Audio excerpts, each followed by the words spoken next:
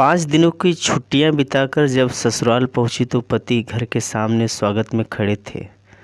अंदर प्रवेश किया तो छोटे से गैराज में चमचमाती गाड़ी खड़ी थी, स्विफ्ट डिज़ायर। मैंने आंखों ही आंखों में पति से प्रश्न किया तो उन्होंने गाड़ी की चाबियां थमाकर कहा, कल से तुम इस गाड़ी में कॉलेज जाओगी प्रोफेसर साहिबा। Oh my God! खुशी इतनी थी कि मुंह से और कुछ निकला ही नहीं। बस जोश और भावावेश में मैंने अपने पति तहसीलदार साहब को एक ज़ोरदार झप्पी दे दी और अमर बेल की तरह उनसे लिपट गई। उनका गिफ्ट देने का तरीका भी अजीब हुआ करता है। सब कुछ चुपचाप और अचानक। खुद के पास पुरानी इंडिगो है और मेरे लिए और भी महंगी खरीद लाए। 6 साल की शादीशुदा ज़िंदगी में इस आदमी ने न जाने कितने गिफ्ट दिए। गिनती करती हूँ तो थक जाती हूँ। ईमानदार रिश्वत नहीं लेते, मगर खर्चीले इतने कि उधार के पैसे लाकर गिफ्ट खरीद लाते हैं। लंबी सी झप्पी के बाद मैं अलग हुई तो गाड़ी का निरीक्षण करने लगी। मेरा पसंदीदा कलर था, बहुत सुंदर थी। फिर नज़र उस जगह गई जहाँ मेरी स्कूटी खड़ी रहती थी। हठात उस जगह तो खाली थी। स्कूटी कहाँ है? मैंने चिल्लाकर पूछा। बेच दी मैंने। क्या करना अब उस जुगाड़ का? पार्किंग में इतनी जगह भी नहीं है। मुझसे बिना पूछे बेच दी तुमने? एक स्कूटी ही तो थी, पुरानी सी। गुस्सा क्यों होती हो? उसने भावाहीन स्वर में कहा तो मैं चिल्ला पड़ी। स्कूटी नहीं थी वो, मेरी ज़िंदगी थी। मेरी धड़कनें बसती थी उसमें। मेरे पापा की इकलौती निशानी थी मेरे पास। मैं तुम्हारे तोहफे का सम्मान करती हूँ, मगर उस स्कूटी के बिना पे नहीं। मुझे नहीं चाहिए तुम्हारी गाड़ी। तुमने मेरी सबसे प्यारी चीज़ बेच दी, वो भी मुझसे बिना पूछे। मैं रो पड़ी। शोर सुनकर मेरी सास बाहर निकल आई। उसने मेरे सर पर हाथ फेरा तो मेरी रुलाई और फूट पड़ी। रो मत बेटा, मैंने तो इससे पहले ही कहा था एक बार बहू से पूछ ले, मगर बेटा बड़ा हो गया है, अब तहसीलदार बन गया है, माँ की बात कहाँ सुनेगा। मगर तू रो मत। और तू खड़ा खड़ा अब क्या देख रहा है? वापस ला स्कूटी को। तहसीलदार साहब गर्दन झुकाकर आए मेरे पास और रोते हुए नहीं देखा था मुझे पहले। प्यार जो बेइंतहा करते हैं, याचना भरे स्वर में बोले, सारी यार, मुझे क्या पता था वो स्कूटी तेरे दिल के इतनी करीब है। मैंने तो कबाड़ी को बेचा है सिर्फ 7,000 में। और मामूली पैसे भी मेरे किस काम के थे। यूं ही बेच दिया कि गाड़ी मिलने के बाद उसका क्या करोगी? तुम्हें खुशी देनी चाहिए थी। आंसू अभी जाकर लाता हूँ। फिर वो चले गए। मैं अपने कमरे में आकर बैठ गई, जड़वत सी। पति का भी क्या दोष था?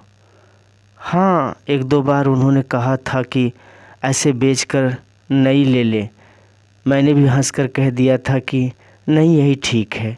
लेकिन अचानक स्कूटी ने देखकर मैं बहुत ज़्यादा भावुक हो गई थी। होती भी कैसे नहीं, वो स्कूटी नहीं औकात थी मेरे पापा की। जब मैं कॉलेज में थी तब मेरे पापा साथ में पढ़ने वाली एक लड़की नई स्कूटी लेकर कॉलेज आई थी। सभी सहेलियां उसे बधाई दे रही थी। तब मैंने उससे पूछ लिया कितने की है। उसने तपाक से जो जवाब दिया, उसने मेरी जान ही निकाल ली थी। कितनी की भी हो, तेरी और तेरे पापा की औकात से बाहर की है। अचानक मेरी जान नहीं रह रही थी। सब लड़कियां वहां से चली गई, मगर मैं वहीं बैठी रह गई। किसी ने मेरे हृदय का दर्द नहीं देखा। मुझे कभी एहसास ही नहीं हुआ था कि वे सब मुझे अपने से अलग गरीब समझती थी, मगर उस दिन लगा कि मैं उनमें से नहीं हूँ। घर आई तब भी अपनी उदासी छुपा नहीं पाई। माँ से लिपट कर रो पड़ी। माँ को बताया तो माँ ने बस इतनी ही कहा, छी छोरी, लड़कियों पर ज़्यादा ध्यान मत दे, पढ़ाई पर ध्यान दे। रात को पापा घर आए तब उनसे भी मैंने पूछ लिया, पापा हम गरीब हैं क्या? तब पापा ने सर पे हाथ फिराते हुए कहा था, हम गरीब नहीं हैं बिटिया, बस ज़रा सा हमारा वक्त गरीब चल रहा है। फिर अगले दिन भी मैं कॉलेज नहीं गई, न जाने क्यों दिल नहीं था। शाम को पापा जल्दी घर आ गए थे और जो लाए थे वो उतनी बड़ी खुशी थी कि मेरे लिए कि शब्दों में बयान नहीं कर सकती। एक प्यारी सी स्कूटी, तितली सी, सोन चिड़िया सी, नहीं सफ़ेद परी सी थी वो, मेरे सपनों की उड़ान, मेरी जान थी वो। सच उस रात मुझे नींद नहीं आई थी। मैंने पापा को कितनी बार थैंक यू बोला याद नहीं है। स्कूटी कहाँ से आई, पैसे कहाँ से आए, ये भी नहीं सोच सकी। ज़्यादा खुशी में फिर 2 दिन मेरा प्रशिक्षण। साइकिल चलानी तो आती थी, स्कूटी भी चलानी सीख गई। 5 दिन बाद कॉलेज पहुंची अपने पापा की औकात के साथ, एक राजकुमारी की तरह, जैसे अभी स्वर्ण जड़ित रथ से उतरी हूँ। सच पूछो तो मेरी ज़िंदगी में वो दिन खुशी का सबसे बड़ा दिन था। मेरे पापा मुझे कितना चाहते हैं सबको पता चल गया। मगर कुछ दिनों बाद एक सहेली ने बताया कि वो पापा के साइकिल रिक्शा पर बैठी थी।